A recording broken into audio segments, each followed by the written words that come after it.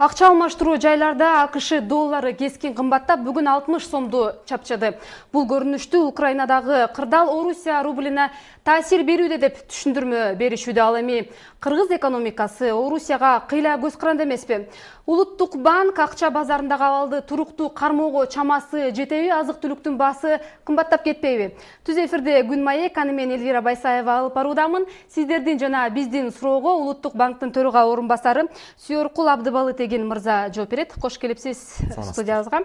Түз байланыш номерлары иштеп жатат. Оюңуздарды ортого оюмду салат элем, конокко суроо берет элем дегендериңиздер болсо 9061 45 номерларына чалып түз байланышка чыксаңыздар болот. Сүйөркул мырза, мына доллар мурдараак бир секирик жасап тынып калгандай болду эле. Бүгүн кайра мынтип асманга чыгып, акча базарында дүрбөлөң салып жатканы байкалууда. Себеби эмнеде? Украинадагы кырдаал себеп болуп атабы, же болбосо Америка экономикасынын жанданышына байланыштуубу? Америка экономикасы боюнча биз мурунку билдирүүлөрүбүздө айтканбыз. Ошол саясат Американын борбордук банкы улантууда. Андан сырткары чындыгында эле сиздер билесиздер, өткөн шемби күнү